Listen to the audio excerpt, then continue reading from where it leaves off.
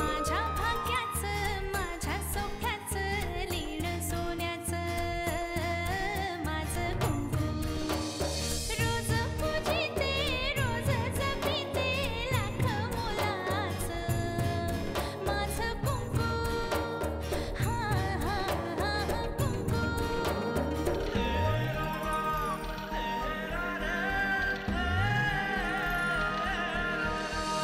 मन माझे घर झाले त्याचे मोर स्वप्नांचा दारी नाचे शब्द त्याचे अमृताचे स्पर्श त्याचे चांदण्याचे त्याच्या श्वासाचे त्याच्या डोळ्याचे गुज सांगते माझं कुंकू हा हा हा कुंकू हा हा हा कुंकू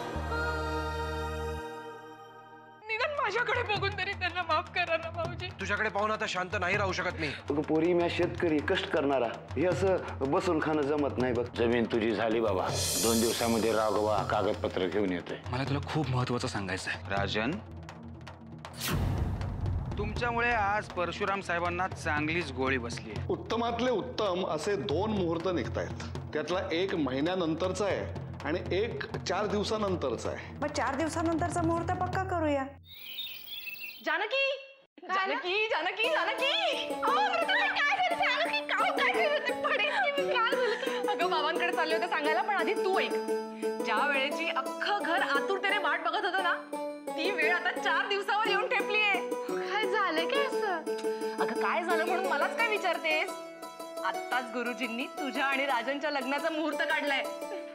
अगं 4 दिवसांनी तुझं लग्न आहे. हो का?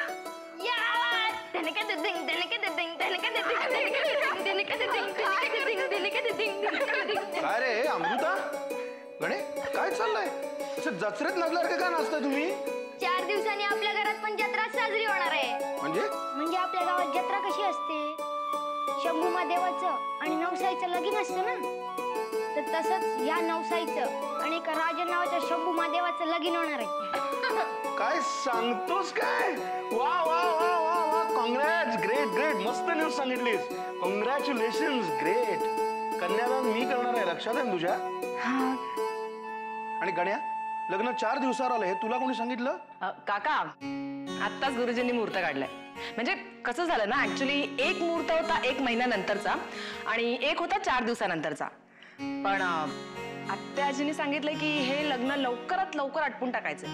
त्यामुळे मग फायनली 4 दिवसानंतरचा मुहूर्त कन्फर्म करण्यात आलेला आहे. So it's a celebration time. Of course, celebration व्हायलाच पाहिजे. अरे शेवटी माझ्या मुलीचं लग्न आहे. पण तुमच्या मुलीला एवढं कळत नाही का? एवढी आनंदाची बातमी सांगितल्यावर पाय नको का पडायला? अरे अरे, सुखात राहशील. मी पण आता मोठा झालोय, माझे पण पाय पड. तुझ्या पाया पडून बरं काका, मी ही आनंदाची बातमी बाबांना सांगून येते. हा, आलेच. Very very happy for you.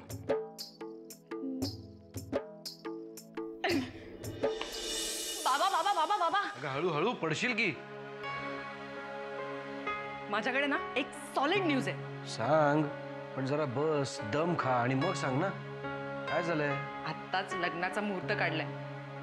4 दिवसांनी आपल्या घरात लग्न होणार आहे. लग्न 4 दिवसांनी? कोणाचं? तुझं.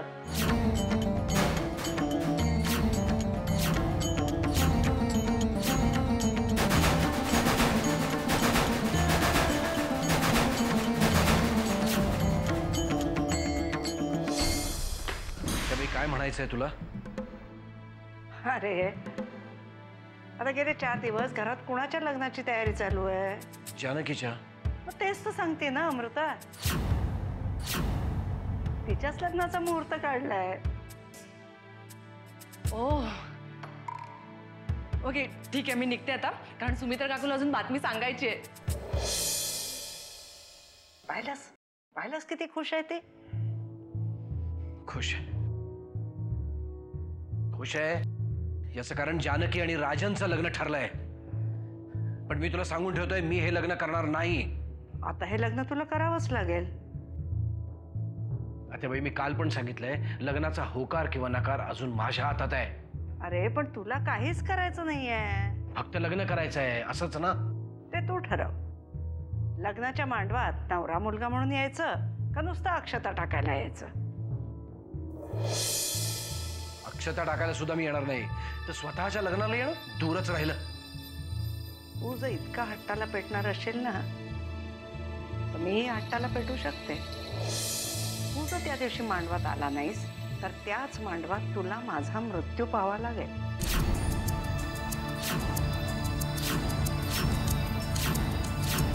आत्याबाई, या सगळ्या गोष्टी करून झाल्यानंतर मला इमोशनल ब्लॅकमेलिंग करतेस. तसं समज. मला माहितीये तू मोठा राजकारणी आहेस. लोकांच्या भावनांची कसं खेळायचं ते कळतं तुला.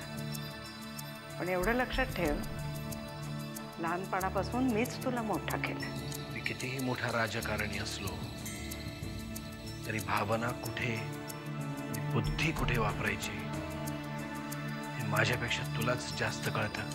ठीक आहे, मग आता लग्नानंतरच भेटू. कोणाच्या? कळेल लवकरच. मी जे बोलते तेच करते.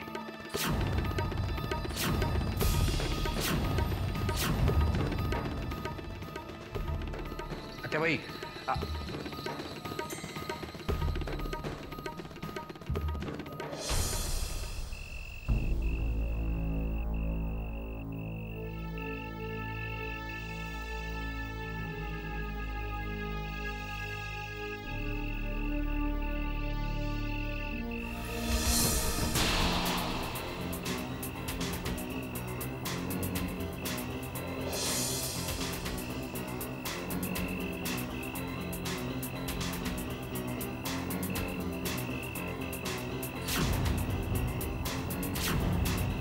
अरे राजन,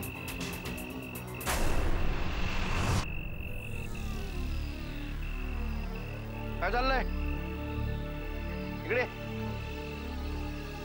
काय नवरदेव? हा, हे ऍडव्हेंचर स्पोर्ट्स केव्हापासून चालू केले? भिंतीवरून उड्या मारायच्या, पुन्हा जायचं, पुन्हा उड्या मारायच्या. साहेब मी इकडे आलोय हे कोणाला सांगू नका, नाहीतर माझं काय खरं नाही. अरे गंमत केली मी. खरं सांगू का, हे असं बायकोला लपून छपून भेटण्यात पण गंमत असते. हा साहेब मला माझी आई हवी आहे, जानकी पण हवी आहे. कुठल्याही परिस्थितीत मी तिला नाही दुखवू शकत. साहेब मी जानकीशिवाय नाही राहू शकत. अरे पण म्हणूनच आम्ही तुझं तिच्याशी लग्न लावून देतोय ना. कशाला चेष्टा करताय साहेब? अरे चेष्टा नाही, खरंच सांगतोय मी. जस्ट गंमत केली. किती रडवेला चेहरा केलायस. हा, आणि एक सांगू का, आता हे असं भिंतींवरनं उड्या मारून येण्यापेक्षा सरळ दरवाजाने येत जा. हा, आता होणारी बायको आहे ती तुझी, घाबरायचं कारण नाही. साहेब एवढं सांगेन, गरीबावर अन्याय होतोय. काही प्रॉब्लेम आहे राजन? काही प्रॉब्लेम असेल तर मला आत्ता सांग, मी माझ्या परीने सोडवायचा प्रयत्न करीन. साहेब कोणावर विश्वास ठेवायचा आणि कोणावर नाही काहीच कळत नाही.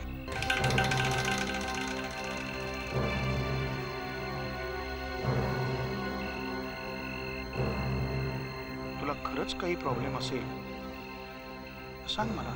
नाही, काही नाही.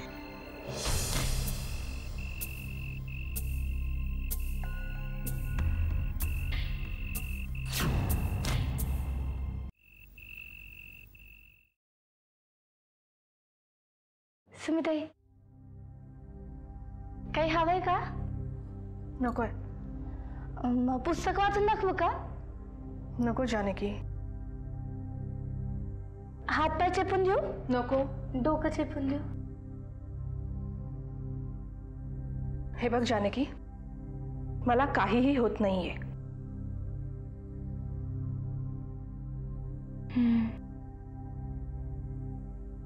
माझ्या लग्नाचा मुहूर्त ठरला, तुला कळलं का? हो, कळलं ना. आणि हेही कळलं की आता अख्खं घर आनंदाने नाचतंय. मग तुला आनंद नाही झाला? कसा आनंद होईल मला जानकी? आज दिवसभर माझा नवरा त्याच्याच घरात कैदी होऊन बसला होता. मोठ्या भाऊजींसमोर रडले, हात जोडले, लाख विनवण्या केल्या, तेव्हा कुठे यांची सुटका झाली. पण मला असं कळलंय की परशुराम साहेबांची चूक होती म्हणून. अरे वा, तुला बऱ्याच गोष्टी कळायला लागल्या ग. कुणाचं चूक आहे, कुणाचं बरोबर आहे. नाही नाही समिताई, मला तसं नव्हतं म्हणायचं. आणि तू असं नको ना बोलू. हे बघ जानकी, आज केवळ तुमच्या जमिनीमुळे यांच्यावर ही वेळ आली आहे. तुझं भलं व्हावं असंच मला वाटतं ग. पण त्यासाठी मी माझ्या संसाराची आहुती देणार नाही. असं का बोलतेय समिताई? मी तुझ्यासमोर हात जोडते. जानकी, तू आता नवी नवरी होणार. खास आत्याबाईंच्या मर्जीतलं लग्न. तुला, तुझ्या लग्नाला, तुझ्या संसाराला कधी कशाची कमी नसेल. जा, सुखी हो. अशी कशी सुखी होईन मी? मला असं दूर नको ना लोटू. मी इथे तुझी सोबतीण म्हणून आली आहे, तुला सोबत करायला. जानकी, तुला कधी ना कधीतरी माझ्यापासून दूर जावं लागणारच ना. आणि दुसरी गोष्ट, मला आता सोबतीणीची गरज नाही.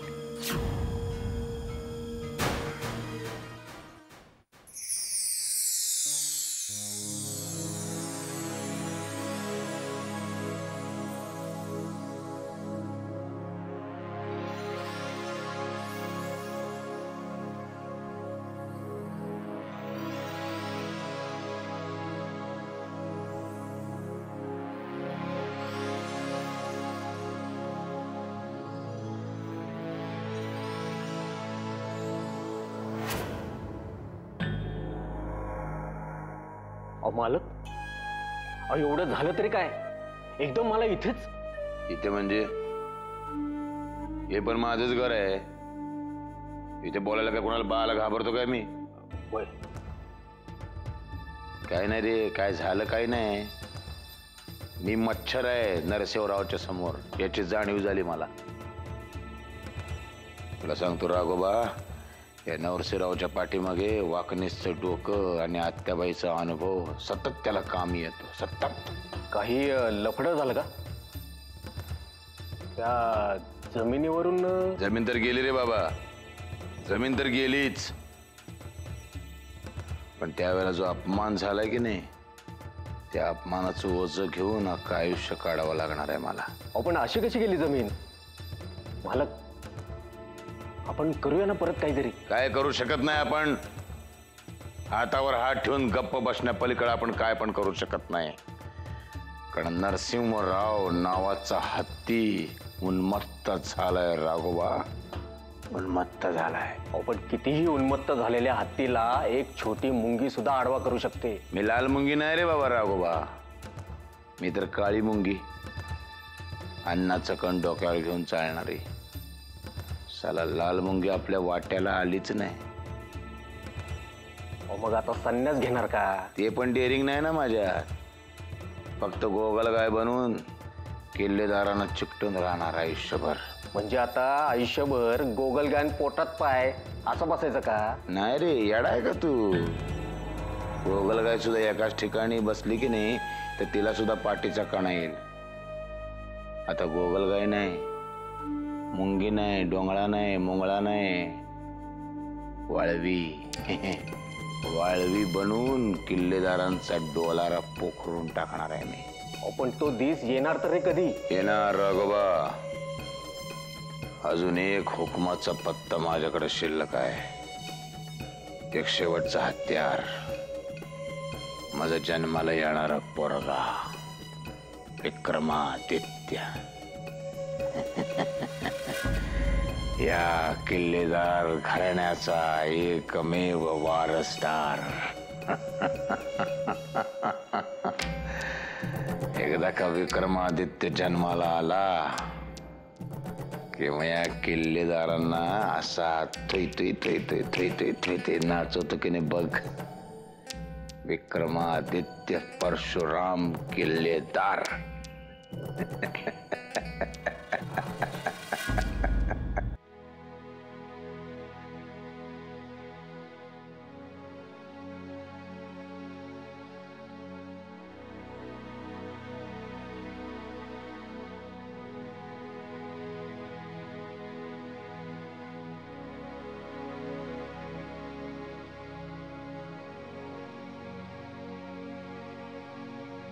काय रे पोरा, कवा आलास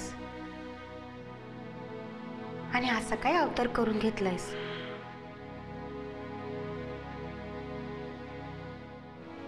काय नाही.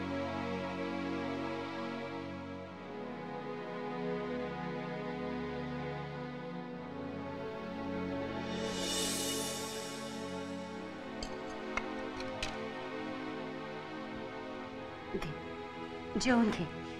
आज तुझ्यासाठी मी खीर केले. गण्याला बी लई आवडते खीर. भूक नाहीये मला. का भूक नाहीये? मला माहित आहे तू बाहेर बी काय खाल्लं नसणार. अरे मग जेवत का नाहीस? मला खरंच नको जेवायला. नाहीये मला भूक. राजन, पोरं तुझ्या आईची तब्येत बरी आहे ना?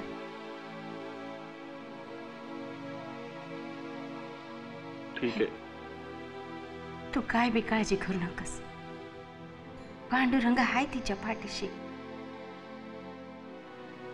आता माझ्या पोरीचं नशीब उजळलं बघ. अरे नवस उपास तापास करून बी तुझ्यासारखं जावई गावायचं नाही कुणाला.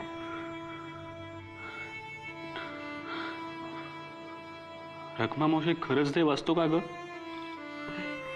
अरे देव हाय म्हणूनच तर तुमचं लगीन थाटामाटात होतंय ना. फक्त या वेळेला देव किल्लेदाराच्या रूपाने उभा राहिलाय.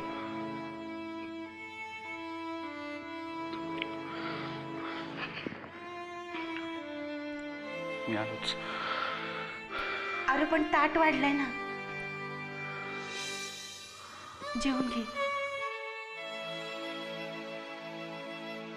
आता नाही जाणार घास माझ्या घशाखाली. अरे पण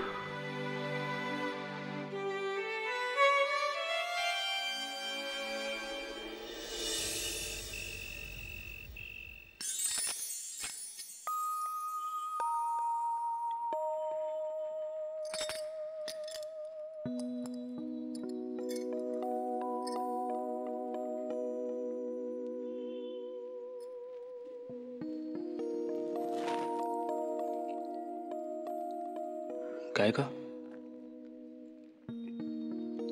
काय झालं? काही नाही. खरं सांगू, लग्नाआधी असं चोरून भेटण्यात खूप मजा असते. कोणी पाहिलं तर काय म्हणते? जे काय म्हणायचं ते म्हणू दे. मी माझ्या होणाऱ्या बायकोला भेटायला आलोय. हातात काय?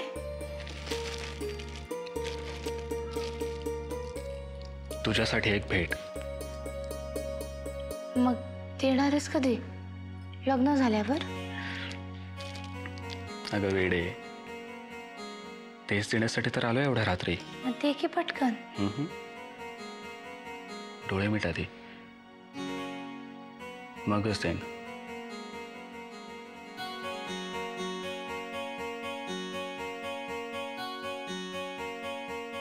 उघडू उघडू का सांग ना राजन.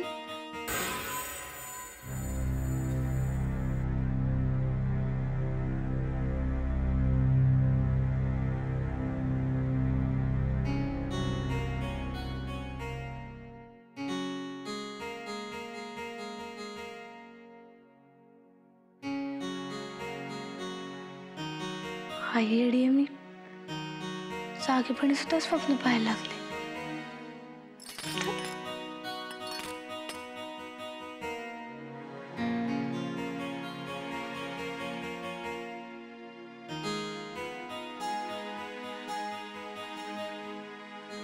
वाखदेस, जसजसे दिवस कमी होत आहेत तशी आपल्याला जास्त खबरदारी घ्यायला पाहिजे. आपल्याकडे 4 दिवस नाही, फक्त 4 रात्री आहेत एवढं लक्षात ठेवा. आणि या 4ही रात्री वैऱ्याच्या आहेत. बरं, आपण घेतलेला निर्णय इतका नाजूक आहे की तो घरातल्या कोणालाही कळता कामा नये. राजनला मॅनेज करण्यामध्ये यश आलंय, त्यामुळे त्याच्या बाबतीत टोकाची भूमिका घेणं योग्य नाही. जोपर्यंत जानकी आणि नरसिंहच्या डोक्यावर अक्षता पडत नाहीत तोपर्यंत आपल्याला यश आलं असं आपण नाही म्हणू शकत. सगळं तर ठीक चाललंय, मग तुम्हाला भीती कशाची वाटतेय? समजा राजन उद्या आपल्या घरातल्या कोणाला तरी भेटला किंवा जानकीलाच त्यांनी भेटून सगळं सांगितलं तर सगळं पालथ्या घड्यावर पाणी. मग मी काय करावं असं तुम्हाला वाटतंय? राजनवर लक्ष ठेवा. तो कुठे जातो, काय करतो, कुणाशी बोलतो, सगळं आपल्याला कळलं पाहिजे. त्याच्या मागावर एक माणूस ठेवा. नातेबाई, तुम्ही म्हणताय तसं राजन इथे येऊन जानकीला भेटला आणि तिच्याशी सगळं बोलला तर हे प्रकरण आपल्या हाताबाहेर जाईल. त्यावेळेला काय करायचं एवढंच मला सांगा. पुढचे 4 दिवस राजन या घरात येणार नाही आणि आपल्या घरातलंही कोणी त्याला भेटणार नाही. ही जबाबदारी माझी. कळलं. येऊ मी?